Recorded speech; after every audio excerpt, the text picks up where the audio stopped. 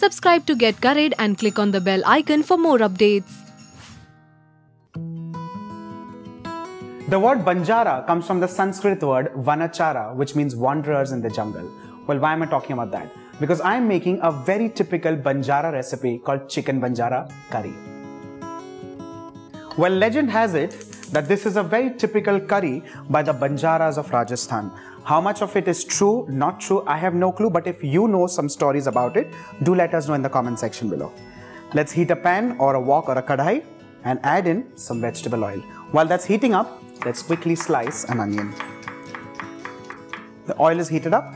Let's begin with a stick of cinnamon, along with this, a star anise, some peppercorns, and along with this, some green cardamoms.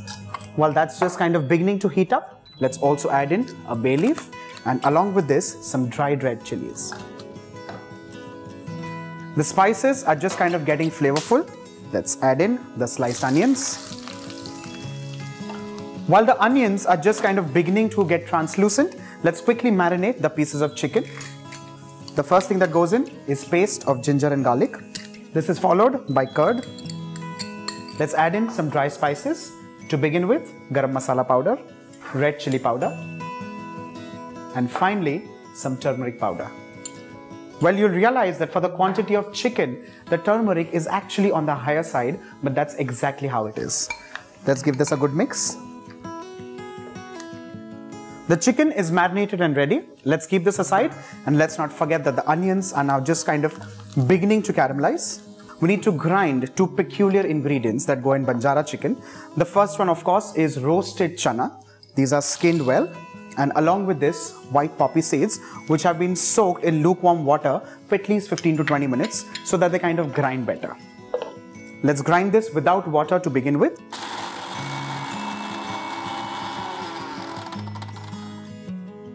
Let's have a quick check. It's coarsely ground, but we want a fine paste. Let's scrape in all the sides and add in a few more tablespoons of water.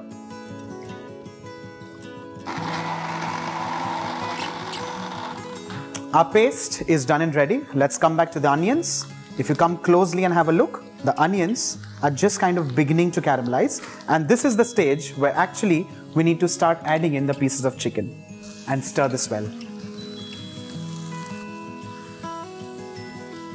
Allow the chicken to sear on high flame, and while that's happening, let's quickly slice a tomato. Let's add this to the chicken and give this a mix. And while doing so, also, let's not forget the seasoning. Let's add in the salt, and because this is going to be a gravy, the salt will be a little more than what's required at this stage. Give this a mix. And time to add in the liquid. While of course we need to add in water, but I also have some chicken stock with me which I'm going to utilize. Now don't ask me why the Banjaras never use the stock, because for obvious reasons, they've been travelers, they've been nomads and wanderers, so water is best used.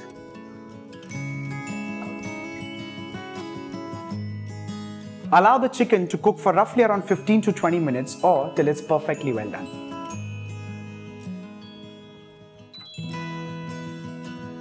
Finally, let's add in the paste of chana and white poppy seeds.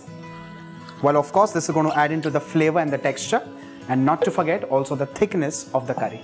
Let's stir this one last time and allow this to cook for a further 5 to 7 minutes on high flame. Your chicken Banjara curry is done and ready. Let's serve this.